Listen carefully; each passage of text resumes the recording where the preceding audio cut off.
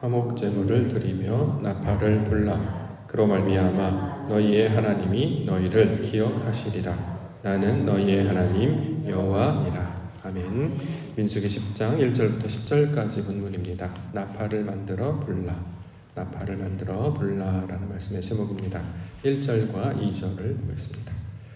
1절과 2절. 여호와께서 모세에게 말씀하여 이르시되 은나팔 둘을 만들되 두들겨 만들어서 그것으로 회중을 소집하며 진영을 출발하게 할 것이라. 자, 나팔에 대한 이야기하고 있는데요. 성경에서 사용하는 나팔은 크게 두 가지로 나눌 수 있습니다. 하나는 오늘 본문에 나타나는 은으로 만든 나팔, 우리로 따지면 트럼펫에 해당하는 것이 될 것이고, 다른 하나는 순양의 뿔로 만든 뿔나팔이 있습니다.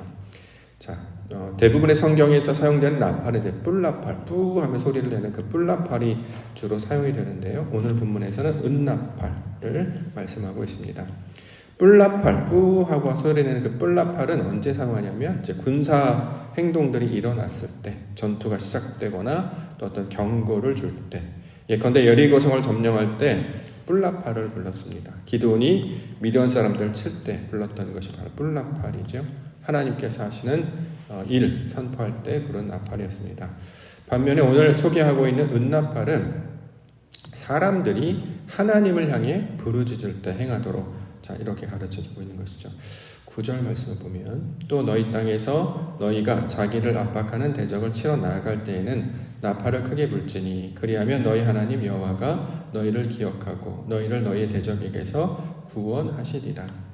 자, 나팔을 부는 모양이 하나님께서 우리를 기억하는 모양과 닮아 있습니다. 자, 이처럼 하나님 우리를 기억하여 주시고 우리가 바로 하나님의 사람인 것을 세상 가운데 드러내는 것. 자, 이걸 이제 우리 가운데 적용을 하면 함성 같은 것들로 우리가 좀 이해를 해볼 수 있을 것입니다. 우리가 특별히 이제 악기나 기구를 가지고 사용하진 않지만 다 같이 함성 이렇게 크게 지르 와 이렇게 하는 것처럼 이 나팔 소리 뿌 하는 소리 삐 하는 소리에 좀 닮아 있죠. 자, 나팔이라고 하는 것은 하나님이 우리 가운데 신호를 보이셔서 하나님의 일을 행한다, 하나님의 일을 증거한다. 자, 이것들로 설명하고 있습니다. 특별히 오늘 은나팔을 부르짖는 것은 하나님께 대한 호소의 내용도 담겨져 있기 때문에 자, 이것을 우리가 이제 기도의 의미로도 우리가 살펴볼 수 있을 것입니다. 먼저 3절을 볼까요? 3절. 나팔 2개를 불 때에는 온 회중이 회막문 앞에서 모여서 내게로 나올 것이요. 자, 회중이 나아갈 때 나팔을 2개로 분다 이렇게 이야기합니다. 나팔을 2개로 분다. 성경에서 이제 둘이라고 하는 것은 하나는 우리고 하나는 이제 하나님이 되는 것이죠. 그러니까 예를 들어서 수레를 끄는 소, 암수 한 결의가 되는 것처럼 혼자 끄는 것이 아니라 함께 끄는 것. 그러니까 하나님과 동행하는 것의 의미를 이 둘이라는 의미로 설명하고 있습니다. 하나님 앞에 우리는 혼자 나아갈 수 없죠. 우리 도우심을 입어야 합니다. 성경에서 말씀하실 때 돕는 배필이 있어야 될 것이고 우리를 도우시는 보혜사가 있어야 됩니다. 자, 이렇게 둘이 되어서 멍에를 메어주시는 주님께서 함께 하셔야 하나님 앞으로 또 영광 앞으로 나아가는데요. 이 2개를 부는 것으로 말미암아 하나님께 나아가는 자들의 모습을 우리가 오늘 상징하고 있습니다. 또 하나는 하나하나만 부는 내용인데 4절 말씀 보면 하나만 불 때에는 이스라엘의 천부장된 지휘관들이 모여서 내게로 나올 것이다.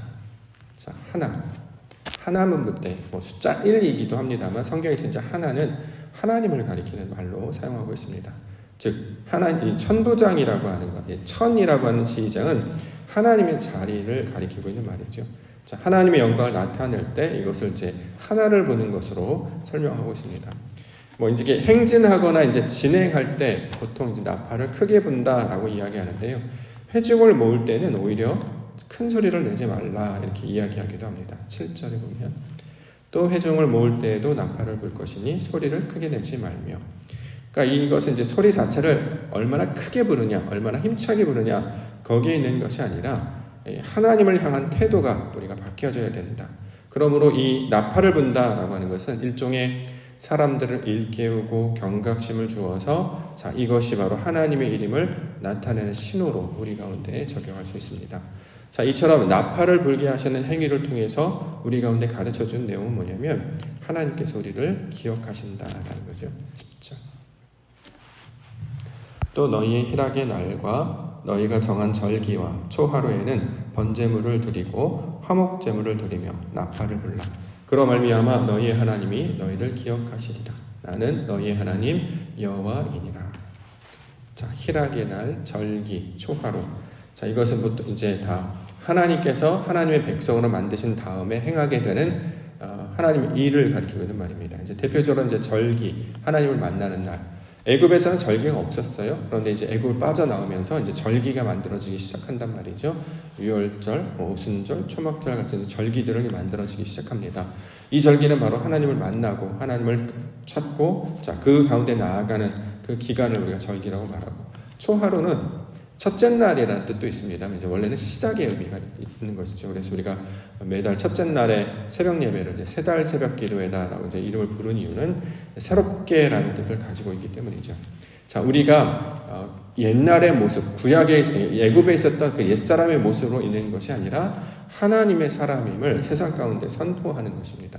그 선포 중에 가장 큰 것 중에 이 나팔을 부는 행동인데, 자, 이것을 통해서 오늘 본문에서는 하나님이 우리를 기억하신다. 그러므로 하나님 우리의 하나님이시다. 자, 이렇게 이야기합니다. 그래서 보통 우리가 이제 큰 대관식이라든가 큰 행사들을 이제 살펴보면 실제로 나팔 부는 행동들을 지금도 하지요.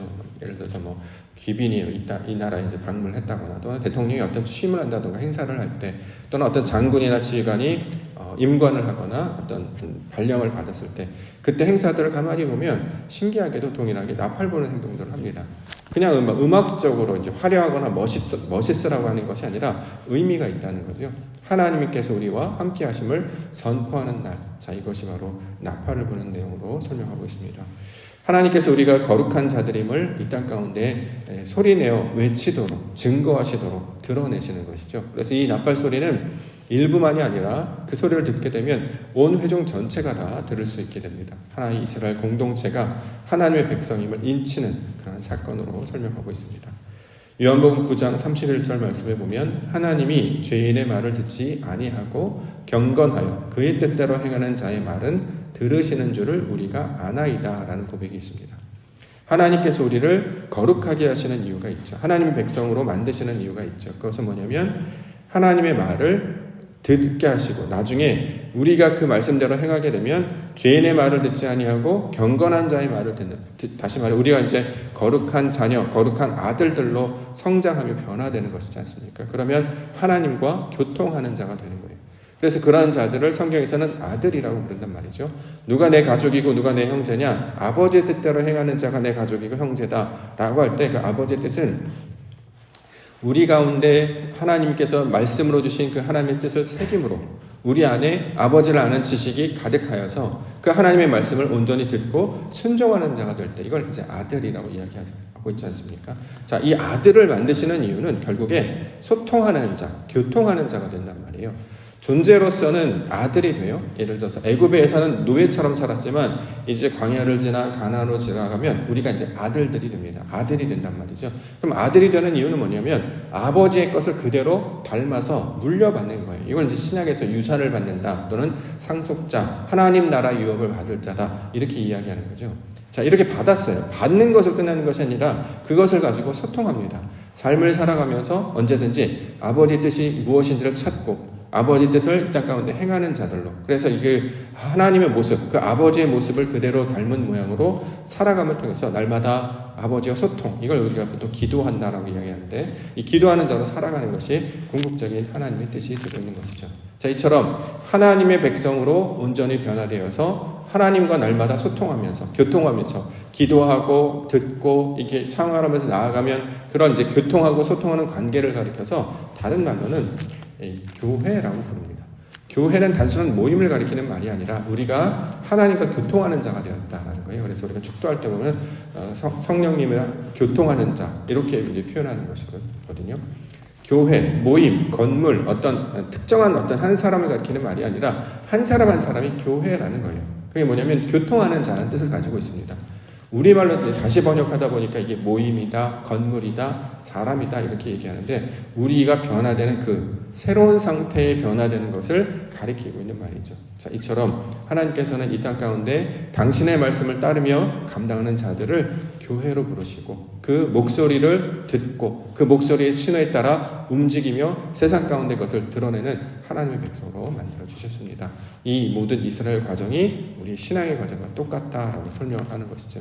우리가 분명히 기도를 통해서 찬송을 통해서 하나님께서 말씀하신 그날에 나팔을 부는 기도의 음성으로 하나님께 올려드리는 그날이 우리 가운데 찾아오게 될 줄 믿습니다. 그래서 이것을 우리가 날마다 연습하고 있는 것이죠. 자, 경건한 자의 소리를 들으시는 하나님, 이것을 우리의 입술을 열어 기도의 소리로 변하게 하시고 이 기도를 통해 하나님과 소통하며 교통하는 자 되게 하여 주시옵소서. 그러므로 이 말씀을 우리 가운데 새길 때에 우리가 간구하는 그 기도 소리, 주님께서 말씀하라, 선포하라, 또 삼성을 올리라, 나팔을 불라 라고 하시는 것은 이제 때가 되었기 때문에 우리의 목소리를 들어서 하나님을 찾으라 라는 말씀으로 우리가 받을 수 있을 것입니다. 오늘 새벽에 함께 나와서 우리가 기도하는데요, 특별히 간구하는 내용, 또 하나님께 바라는 내용, 아버지께 우리가 간구하며 올려드릴 때 우리 하나님 들으실 줄 믿습니다.